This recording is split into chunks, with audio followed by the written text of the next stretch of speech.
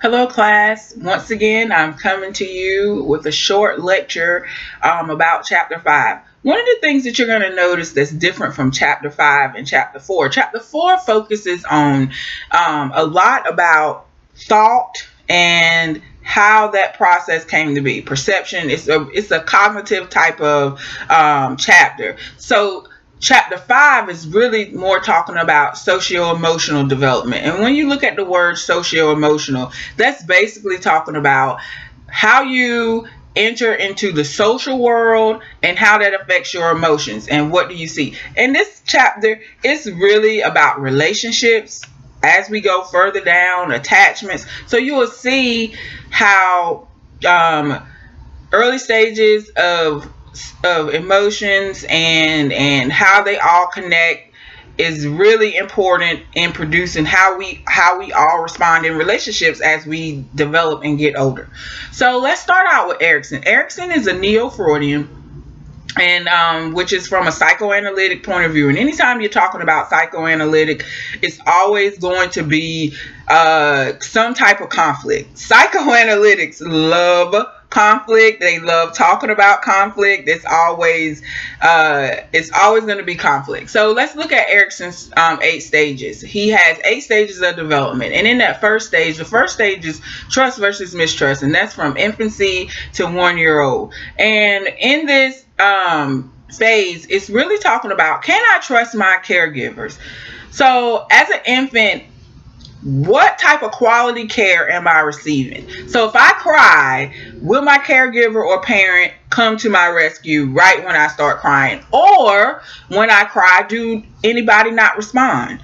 So think about the different ways that that infants will start to develop. If they have a caregiver that's caring, caregiver or parent that's caring, and come to see what I'm doing, or am I going to be left to figure out how to calm my own self down? Will I have that support? Those are the things that's the foundations of trust versus mistrust.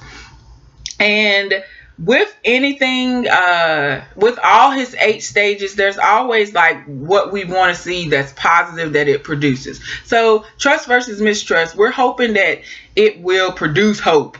And that is important to Erikson in each stage, to have some type of positive outcome that shows that I've conquered this stage. So then we move on to the next stage, which is between the ages of 1 to 3 years old, and that is autonomy versus shame and doubt, or autonomy versus shame. You see it written different ways depending on what book you're using, what website you might be on.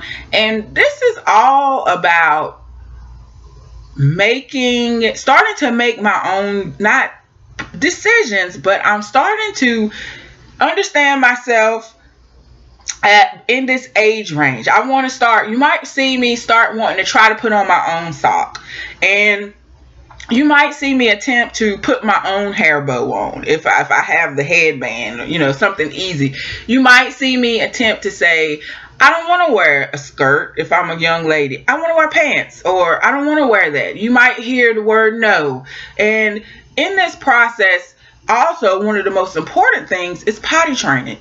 Usually in between the ages of 1 to 3, that's when you start to see potty training. You want to create it's important for a caregiver to create and allow the child to explore and interact with the world around them so that they can feel like they accomplished something. Have you ever seen a 1-year-old to 3-year-old say, yay, I did it, or clap because of the pure joy of actually stacking a block? So that's what you want. That's where you want to stay, in the autonomy range, not in that shame or doubt where they're so chastised every time they make a mistake, or the parent just won't allow them to, and you can overreact to a certain degree, and that hinders development.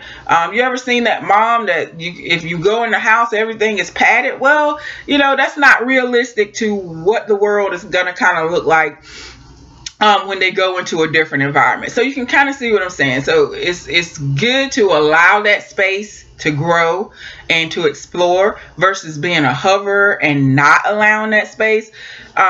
So being overbearing is almost as detrimental as being unresponsive. So then we move on to the stage of about 3 to 5 years old, and that stage is called initiative and guilt. And with initiative versus guilt, it's so important to allow, once again, them to take the lead and express themselves, and not feel bad about it, not feel bad if maybe I might have an accident. Even though I'm potty trained, I might still have an accident. I can't put my shirt on the right way, but I can put it on. And so making them feel bad because they can't get everything right, that is a good way of heading this age group towards guilt. And it's just so important, again, to allow room to grow, to allow room that mistakes are going to happen. I noticed one of the things that I used to say, I have a 4-year-old and I have an 8-year-old. And my philosophy is still, stuff happens, but we can do it a better way. Let's try to problem solve. Let's try to think, because it's so important to say, okay, yeah, you made a mistake. Let's move on from it. Let's go. Let's do something else. Let's try to figure out what we did wrong. So one of the other things that I wanted to look at, that I wanted you guys to pay attention to, was the two names, John Bowlby and Mary Ainsworth. So many of you might have or may not have heard of these two people. Well, John Bowlby, he looked at development in terms of from an evolutionary standpoint. And anytime you're talking about evolutionary psychology or anything from an evolutionary standpoint, it's always going to be that we are born with the ability to be able to adapt. Whatever the situation is, we have it built inside of us to be able to adapt to the situation and be able to perform. And he says that, well, as we move into each stage and go into development, attachment is one of those things that start to develop. And he said that we are naturally born with everything that we need to be able to attach and form relationships. And he looked at attachment and relationships from an evolutionary standpoint. And that is very interesting in because he had 4 stages. I don't want you to focus on his 4 stages and everything. I just want you to know who he was. And then we move on to Mary Ainsworth. So Mary Ainsworth, she had this popular study that you can go on YouTube and you can type in strange situation, and you can see actual clinical strange situations. You can see everybody's rendition of a strange situation. And a strange situation is actually just a research that was done, and it was a situation in which they brought in a mother and a child to an unfamiliar room, and there was toys there. The mom would play with the toys with the child, and then she would leave the room, and in several different stages, she would leave the room, one with the child in the room with the stranger. And what they was looking at was how was the reuniting of the mother and the child when she came back into that situation. They felt as though they could tell if there was the different types of attachment from how the child responded to the mom. But what they found out later was that it wasn't solely the child who carried the brunt of the attachment. That some of the brunt of the attachment had to do with stuff that happened prior to even getting there. So how was that bond between the mom? How many of the parents would say, hey, if you're crying, deal with it. I'm not going to come over there and see about you crying. Have a stiff upper lip. Figure it out. You can do it. And then you have other parents who come, like, again, we go back to that trust versus mistrust, who's going to come at every single sound. And that in itself has a lot to play into role of attachment. So just think about those two. Think about the difference in between the responses and how that could affect your attachment or lack of attachment to your caregiver or to a caregiver, to your parent. So then we move down to what I want you to focus on After that is the emerging of emotions. That's in the next section. So you have universal emotions: joy, anger, fear, interest, distress, disgust, sadness. Those are like your basic emotions. And then you have complex emotions. Complex emotions are more, they are more like shame, or what's another complex emotion? I want to say, I said shame. Man, I'm losing all my train of thought right now, and I had my list. I thought I could remember it off the top of my head, but I didn't. Complex emotions are basically your more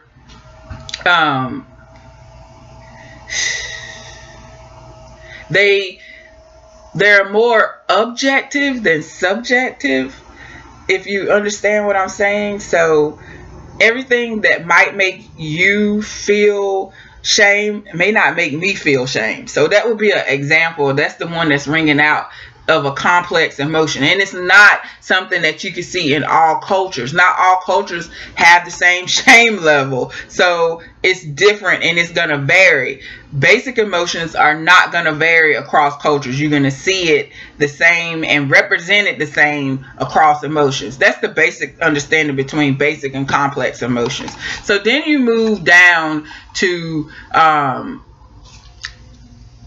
want to talk about, one of the things that play a role in emotions and expression emotions is culture. When I lived in I lived in Europe for about 8 years. And when I lived in the Czech Republic, one thing that I noticed about them was that outward expression of emotion was something that I wouldn't say was, it was uncommon. So if you're walking in the mall, in Europe, in the Czech Republic, let's just say, don't expect to see a bunch of people laughing and expressing themselves the same way that you see in America, because I'm one of those people. I'm very boisterous. I laugh out loud, and I'm very emotional as far as like how I speak and how I talk. I'm gonna talk with my hands. That's not common, and especially your emotions like that in some cultures is not accepted. So I remember the first time that I was in the mall, me and my husband and I laughed out loud, and everybody turned and looked inside at me, and I was like, okay, did I do something wrong? Am I not supposed to laugh? Am I not allowed to laugh? So it's very different, and so cultures vary. In Asian cultures, it's not okay to be bragging and boastful. They don't like that. That's not something that you do, and that's not common. And even the same thing goes into child rearing with infants. You should be able to control your emotions. We don't see anger outbursts and things like that. You need to control yourself. So those are some of the things that's different across cultures. So then we move down to how we interact with others. When we look at interaction, one of the main ways that kids interact with each other is one through different types of play. And I want you guys to really hone in on the different types of play. You have parallel play, simple social play, cooperative play, make-believe play, and solitary play. We learn mostly from the world around us. And the way that we learn from the world around us is watching. We watch people. And that's one of the things that you'll see with infants and the younger age groups. They get a lot of their view on the world is really focused on how their parents view of the world. I have a quick funny story. My mom used to keep my daughter sometimes, and she'll get the kids and have them sleep over. But before my son was born, my daughter, she went to spend the night with my mom, and my mom said, Neat, that's my nickname. She said, Neat, your daughter has your whole bathroom routine down. She knows everything you do and can mimic everything you do. So think about it. Think about if it just wasn't the bathroom routine. Think about all of the other times where we may have said or done things that we would have rather not anybody seen. But guess who sees that stuff? Your kids. Or whoever that you might be in the role of a parent figure too. It may not necessarily be your kids, but if you're taking care of your nieces and nephews, then think about how much you influence those just with our behavior and how children watch. They are good watchers. They're like naturalistic observation is like they have it down to a science, and they're great at it. So just look at those type of things. I want you to also start to look at like gender differences in play. This is when you start to see boys more leaning towards cops and robbers and athletes, things that they associate with masculine, while girls lean towards princess, mom roles, taking care of a doll, combing the hair, all of those kind of things. Just look at the difference in how they play and the things that they like, and how the stores play a big role in separating those things. Why does a ball have to be pink or blue? Tell me. I don't know why a girl can't play with a blue ball if she's going to play with a ball, period. Why it can't be green?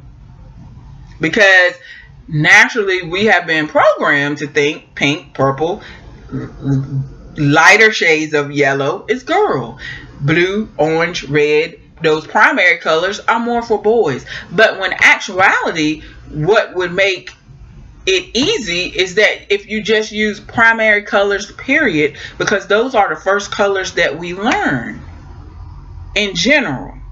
I'm just saying, so the toy companies play a major role in this. What's the difference between Barbie and Captain America?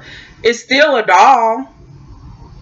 What's the difference in Bret Hart, the wrestling doll, and Wonder Woman? There's no difference. It's still a doll. But we try to separate, oh, that's a wrestler, and oh, Barbie is a girl. It's still a doll. A doll is a doll. You can call it an action hero all you want. It's still a doll. So, but we put so much emphasis on that. And in these early stages, the parents play a major role in influence how children play. I want you guys to look at that aspect. Parents play 4 different roles: playmates, social director, coach, or mediator. And I want you to look at those. And then rounding everything off, I want y'all to start to look at I want you guys, 2 more things. I want you guys to look at helping others and all those pro-social type of behaviors. And lastly, I bring up gender roles and gender stereotypes. As you move into completing your assignments, make sure that you are, one, utilizing your sources in your paper. It's not enough just to list it. You have to use it and give credit to where credit is due in your papers. I gave you guys examples, and it's kind of frustrating when I see people still not trying to incorporate it. And I know I put it in everybody's paper who don't incorporate it. I usually say incorporate it into your paper. Incorporate it into your paper. And then, in these next couple assignments, if you see that you're not getting 20 points, it's because you probably didn't incorporate it into your paper. And I think after 5 weeks of assignments, we should be at the point where we should be able to incorporate it. Whether it's incorporated correctly and cited correctly, that's a whole nother thing. I still shouldn't be saying incorporate it or try it. I should be seeing a title page when you do your assignments. If you don't have a title page and it's not set up in APA format, I'm going to subtract points at this point. So I don't want to get to that point. I want you guys to try it out. I'm not saying APA is easy. I still make APA errors when I'm writing papers or writing the or doing something for, in where I'm writing in APA format. It's not going to be easy, and it's always a growing process. But if you don't give it a try, then you're not going to understand and get better at it. And if for any of you guys that's going to 4-year institutions, that's a requirement. It's a must. When you go to 4-year institutions, most places do not use MLA. Most places use APA. It's universal, so you should get used to it now, while you have someone that's willing to look at it and say, hey, change this, change that, because I know not everybody is doing that. So please give it a try, and give credit where credit is due. If you know you starting out a sentence, the American Pregnancy Association, I'm just making something up, and then don't cite it at the end, that's technically plagiarism. I'm just saying. those are some of the things that I'm seeing, and those are some of the things that I really need you guys to change. When you're giving statistics, you just don't know those statistics off the top of your head. So that's technically plagiarism. Learn the difference and look at the difference between paraphrase and direct quote. If you need for me, if you want me to send it to you in an email, or you're still having questions, email me, text me. Hey, Nidra, I'm still having problems with learning the difference between a paraphrase and a direct quote. Okay, I can put something on Blackboard that'll help you, and that's that. But at least you're attempting to try. All right, guys, take it easy for chapter 5. I'll see you again on chapter 6. Have a great week.